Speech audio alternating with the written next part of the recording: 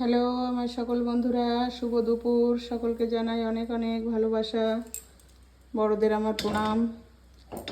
কাছে দূরে যে যেখান থেকেই আমার ভিডিওগুলো দেখছেন সকলকে অসংখ্য ধন্যবাদ। সকলে পাশে থাকবেন, এইভাবে সকলের ভিডিওগুলোকে দেখে সকলকে এগিয়ে নিয়ে চলবেন। তো বন্ধুরা, চলে আসছি রোজকের মতো আজও দুপুরে রান্নাঘরে। তো রান্না বসিয়ে দিয়েছি। আর আজকে হচ্ছে শুক্রবার। তো শুক্রবারে আমি তো আগেও বলেছি আপনাদের, শুক্রবারে আমার মানে নিরামিষ রান্না হয়। তো দেখুন, নিরামিষ রান্নার জন্য আজকে 3টে আইটেম নিয়ে নিয়েছি। আজকে এটুকুই করব রান্না। তো বেগুন কেটে নিয়েছি ভাজা করার জন্য, করলা কেটে নিয়েছি ভাজা করার জন্য, আর এখানে নিয়ে নিয়েছি দেখুন কলার মোচা। এই দেখুন, এই যে পিছনের অংশটা এই যে মোচার, আর এইটা হচ্ছে এই যে, আর এইটা একটা কালো দেখতে পাচ্ছেন। এটা কি হয়েছে, মানে এটা একটু 2-3 দিন হয়ে গেছে ঘরে রাখা, এই জন্য ভিতরের ফুলের ইয়েগুলো একটু কালো হয়ে গেছে। আর এইটা একদমই মানে তাজা, এটা আজকেই আনা হয়েছে পেড়ে। আর এটা 2-3 দিন আগে পাড়া রয়েছে, তো এই জন্য এটা তো আয়রন জিনিস, এটা ভিতরের ফুলগুলো একটু কালো কালো হয়ে গেছে। তো মোচাগুলো দেখুন আমি এইভাবে কেটে নিয়েছি। আর এর সঙ্গে কেটে নিয়েছি দেখুন এরকম সাইজ করে আলু। তো এটা এখনও আর একটু আমি ধুয়ে নেব, শুধু কেটে জলে রেখেছি। তো জলটা দেখুন কালো হয়ে গেছে। সকালে হলুদ জল বানিয়েছি ছেলেকে দেওয়ার জন্য, হলুদ আর গুড়, ওটা দিয়ে ছেলেকে একটা সকালে জল বানিয়ে দিই। ওর একটু অ্যালার্জি মতো হচ্ছে, তো হাতটা দেখুন পুরো হলুদের কালার হয়ে গেছে। আর এইটার জন্য এই যে মোচা আর আলু দিয়ে রান্না করার জন্য এই দেখুন নিয়ে নিয়েছি এই যে বড়ি।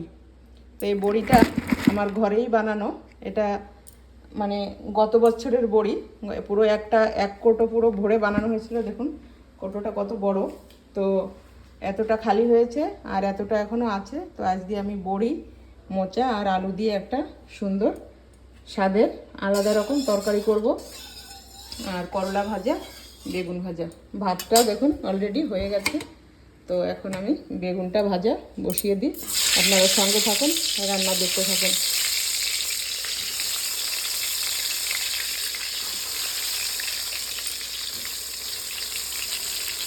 তো বন্ধুরা দেখুন, এই যে বড়িটা যে বানানো হয়েছে, ঘরে বানানো বড়ি, কিন্তু দারুণ একটা স্বাদ। এটা মাছের ঝোলে বা নিরামিষ তরকারিতে, বা এই যে আমি যে ধরনের তরকারি আজকে রান্না করতে যাচ্ছি, আলু বড়ির তরকারি, নিরামিষের মধ্যে এটা সবথেকে বেশি মানে ব্যবহার করা হয়। এবং মাছের ঝোলের মধ্যেও শাক মাছ দিয়ে আলু দিয়ে এরকম তরকারি রান্নাগুলো ভীষণ ভালো লাগে। তো বড়িগুলো দেখুন 1 বছরেরও বেশি হয়ে গেছে, তো দেখুন কেমন খড়খড়ে রয়েছে। তো এটা ডাল, কালাই ডাল আর চাল কুমড়ো, যে সাদা চাল কুমড়ো মানে টা আছে, ওইটা দিয়ে এই বড়িটা বানানো। আর সঙ্গে কিছু কালো জিরে দেওয়া আছে। তো খুবই সুন্দরভাবে এটা বানিয়ে, মানে অনেকটা রোদ দিতে হবে, রোদ দিয়ে দিয়ে দিয়ে দিয়ে পুরো একদমই যখন পুরো মানে এরকম হবে কি চাপ দিলে যেন ভেঙে যাবে এরকম। এই দেখুন চাপ দিলে অনেকটা শক্ত যেহেতু, তবু এই যে গুঁড়ো হয়ে যাচ্ছে এরকম, মানে এত মুচমুচো করে এটাকে বানাতে হবে, রাখতে হবে। তো এভাবে রেখে দিলে আপনি বছরের পর বছর খাবেন, ঘরে রেখে কোনোই অসুবিধা হবে না। তো এইভাবে করে বানিয়ে রাখা হয়, আমাদের গ্রামের দিকে তো এগুলো হয়, আর খুব ভালো জিনিস খেতে। তো এইভাবে আমরা এটা বানিয়ে রেখেছি।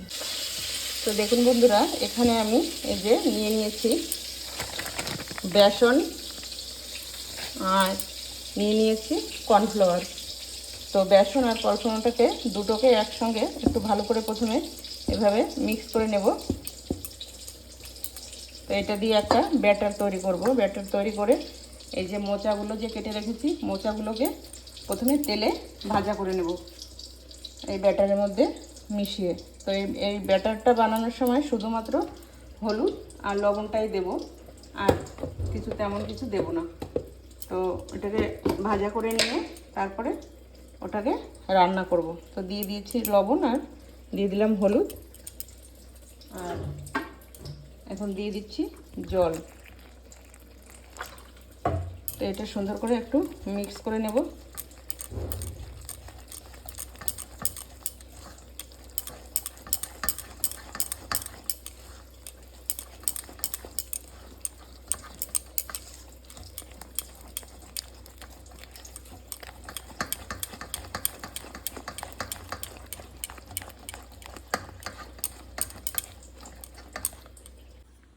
তো দেখুন বেগুনগুলো খুব সুন্দর লাল লাল করে ভেজে তুলে নিলাম।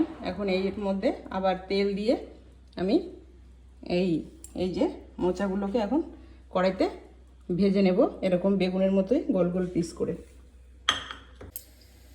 তো দেখুন এই যে ব্যাটারটা এইভাবে আমি লাগিয়ে নিচ্ছি মোচার গায়ে।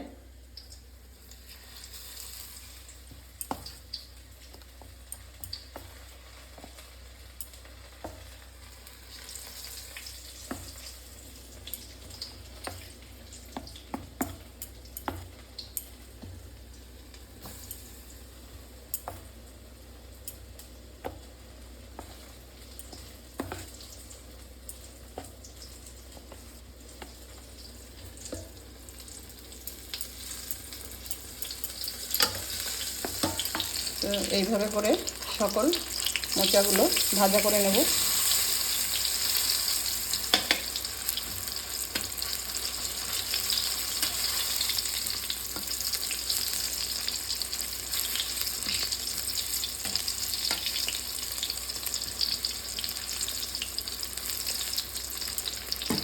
এরকমভাবে সমস্ত ভাজা করে নিয়ে তারপরে ওটাকে আলুটাও ভাজা করে নেব, বড়িটাও ভাজা করে নেব, তারপরে দেখুন কিভাবে রান্না করি।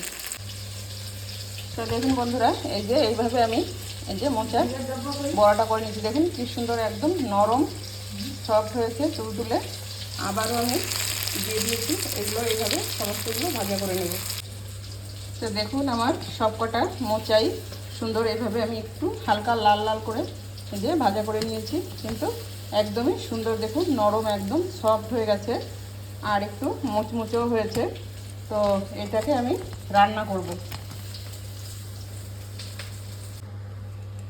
তো দেখুন বড়িগুলো আমি একটু সুন্দর হালকা উষ্ণ গরম জল দিয়ে বড়িগুলো একটু ধুয়ে নিচ্ছি, ধুয়ে আমি এই যে তেলে ছেড়ে দেবো।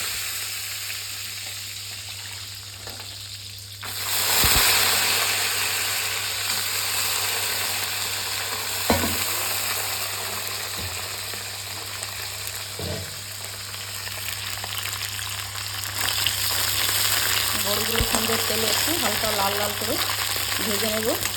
একটু লাল লাল করে ভাজলে বড়ির যে একটা সুন্দর সেন্ট, সেটা রান্নায় খাওয়ার খুবই ভালো লাগে আর স্বাদটাও হয় তেমনি। তো দেখুন বড়িগুলো বেশ একটু লাল লাল হয়ে গেছে, এখন আমি এগুলো তুলে নেব। এই তেলের মধ্যে আবার আমি দিয়ে দিচ্ছি কিছু কালো জিরে। কালো জিরে দিয়ে এবার আমি কড়াইতে করলাটা ভাজা করে নেব, তারপরে ততক্ষণে আমি তরকারির জন্য মশলাগুলো করে নেব।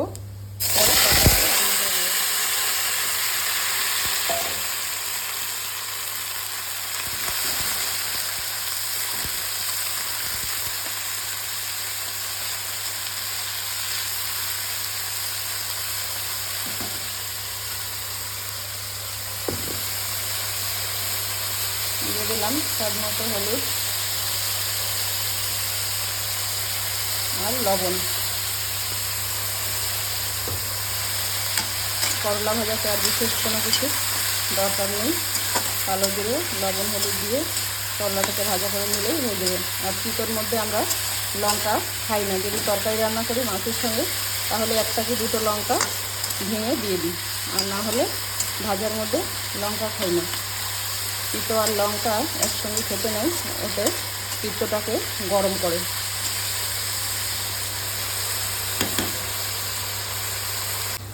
তো দেখুন করলা ভাজাটা বসিয়ে দিয়েছি, করলা ভাজাটাও হয়েই গেছে। আর ততক্ষণে আমি তরকারি রান্না করার জন্য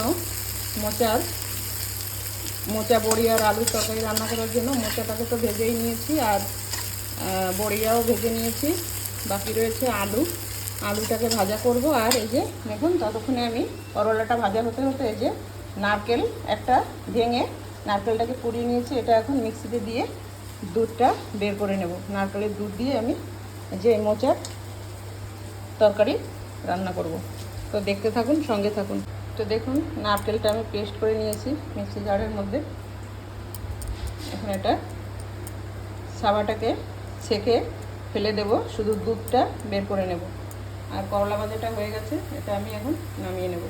তো দেখুন দুধটা বের করে নিয়েছি আমি, এই যে ছাঁকনিটা দিয়ে ছেঁকে, যে আটা চালা ছাঁকনি, এটা দিয়ে আমি দুধটা বের করে নিয়েছি। আর এই দেখুন ছাবাটা, এটা আমি ফেলে দেব। তো দেখুন করলা ভাজাটা নামিয়ে নিয়েছি। এবার তেল দিয়ে দিয়েছি তরকারি রান্না করার জন্য, দিয়ে দিলাম জিরে আর তেজপাতা।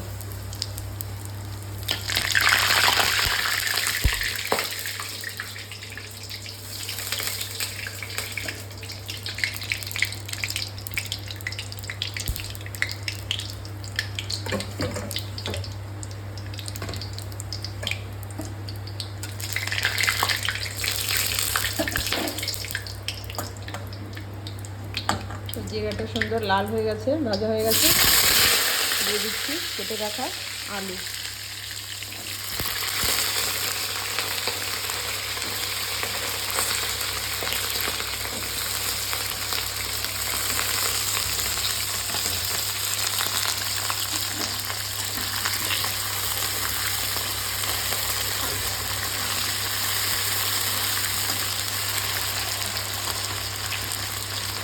আলুগুলো সুন্দর করে লাল লাল করে ভেজে নেব, যাতে ভালোভাবে সিদ্ধ হয়ে যায়। তো দিয়ে দিচ্ছি লবণ। লবণটা একটু একবারেই বেশি করে দিয়ে দিচ্ছি, যাতে আলুটা তাড়াতাড়ি সিদ্ধ হয়ে নরম হয়ে যায়।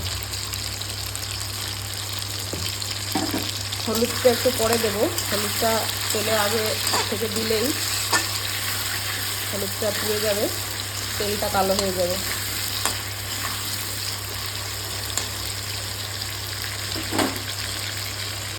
তো দেখুন আলুটাও খুব সুন্দর একদমই লাল লাল করে ভাজা হয়ে গেছে। তো এখন এর মধ্যে একটু বেটে রাখা আদা। আজকে যেহেতু নিরামিষ রান্না, পেঁয়াজ রসুন তো কিছুই যাবে না এর মধ্যে, আর তেমনও বেশি কোনো মশলাও আমি ব্যবহার করব না।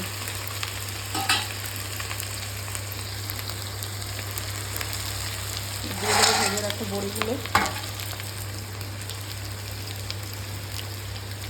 এবার দিয়ে দেবো আমি হলুদটা, লবণ তো দেওয়াই রয়েছে, তো হলুদ দিয়ে দেবো।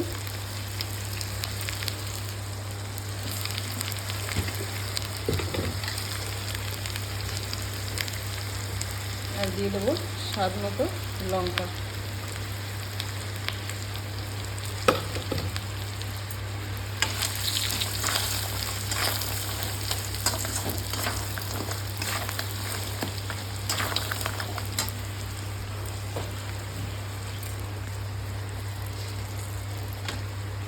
এবার দিয়ে দেবো যে করে রাখা নারকেলের দুধটা।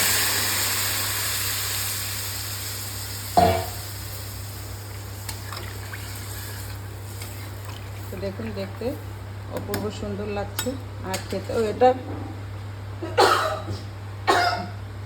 দুর্দান্ত একটা। লঙ্কার ঝাঁজটা লেগে গেল, দুর্দান্ত একটা স্বাদের রেসিপি।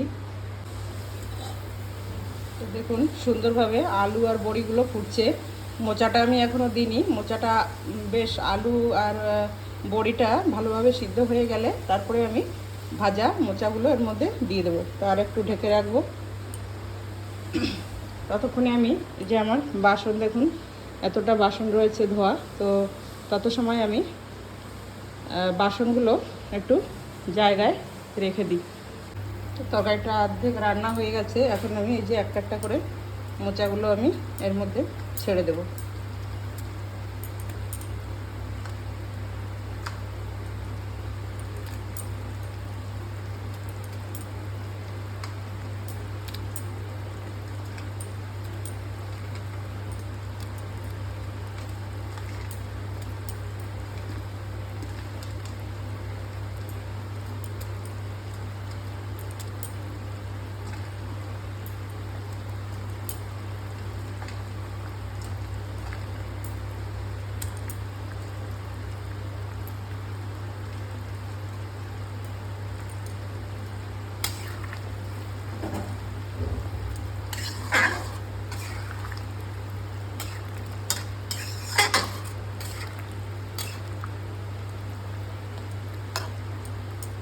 অসাধারণ লাগে এইভাবে মোচা বড়ি আলুর তরকারি রান্না করলে। তো নিরামিষের দিন দিদিভাইরা এইভাবে একদিন রান্না করে খেয়ে দেখবেন।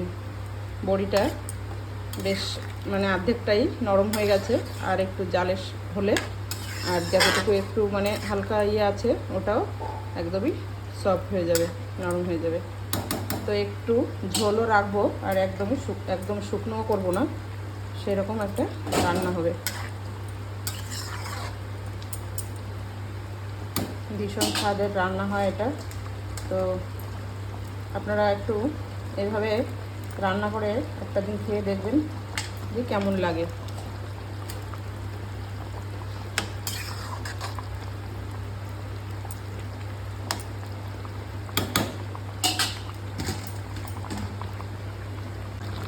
তো দেখুন রান্নাটা হয়েই গেছে। তো এইটুকু ঝোল আমি মানে নামিয়ে দেব। তো এখন আমি নামানোর আগে স্বাদের জন্য দিয়ে দেবো হালকা করে একটু চিনি, আর দিয়ে দিচ্ছি আমার করে রাখা মশলা, গুঁড়ো মশলাটা দিয়ে দেবো। জিরে, ধনে, গোলমরিচ, শুকনো লঙ্কা, তেজপাতা,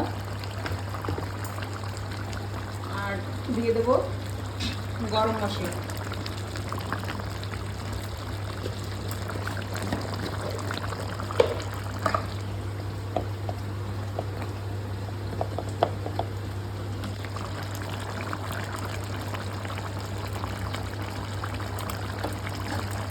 এইটুকুই এই রান্নার মশলা, এটা দিয়ে আমি এইভাবে রান্না করি। তো দেখুন স্বাদে একদম অপূর্ব থাকবে। আর সেরকম নারকেলের সঙ্গে গরম মশলার যে গন্ধটা খুবই সুন্দর। এটা অন্য কোনো নারকেলের সঙ্গে গরম মশলার যে একটা মানে মিশ্রণ হয়, সেটা অন্য তরকারি থেকে এটা খুবই ভালো একটা সুগন্ধ আসে। তো এটা নারকেলের যে কোনো রেসিপির মধ্যে পেঁয়াজ রসুনটা না দিয়ে যদি গরম মশলা, জিরে, ধনে গুঁড়ো এসব দিয়ে রান্না করেন, এটা কিন্তু একটা ভীষণই স্বাদের রান্না হয়, আর সেন্টটা অপূর্ব হয়। তো দেখুন তেলটাও ছেড়ে দিয়েছে, আর রান্নাটাও হয়ে গেছে। নামিয়ে 2-3 মিনিট রেখে দিলেই দেখা যাবে অপূর্ব সুন্দর একটা কালার। আর বড়িগুলো দেখুন একদম সফট হয়ে গেছে, এই দেখুন চাপ দিলেই একদম মানে পুরো নরম হয়ে যাচ্ছে, আর রান্নাটাও হয়ে গেছে। তো এখন আমি নামিয়ে নেব আমার স্বাদের মোচা আলু বড়ির তরকারি। তো বন্ধুরা রান্না বান্না সমস্ত কমপ্লিট, আর আজকে মাত্র এই যে 3টেই রান্না। তো দেখুন প্রথমে এই যে ভাতটা করে নিয়েছি, তারপরে করেছি বেগুন ভাজা, করলা ভাজা, আর এই যে আমার মোচা আলু আর বড়ি দিয়ে তরকারি। তো দেখুন এই যে এরকম একটা পিস হয়েছে। তো এরকম গোটা গোটা একটা পিস, 2-3টে বড়ি, আর 2 পিস করে আলু। তো এই যে একদমই মাখো মাখো রসা রসা তরকারি। তো কেমন লাগলো আজকে আমার আলু মোচা বড়ির রেসিপিটা আপনাদের অবশ্যই কমেন্টসে লিখে জানাবেন। যদি ভালো লাগে তাহলে একটা লাইক দিয়ে চ্যানেলটিকে সাবস্ক্রাইব করে পাশে থাকবেন। তো আজকে এ পর্যন্ত, সকলে ভালো থাকবেন, সুস্থ থাকবেন। দেখা হচ্ছে আবার নতুন কোনো ভিডিওর সঙ্গে।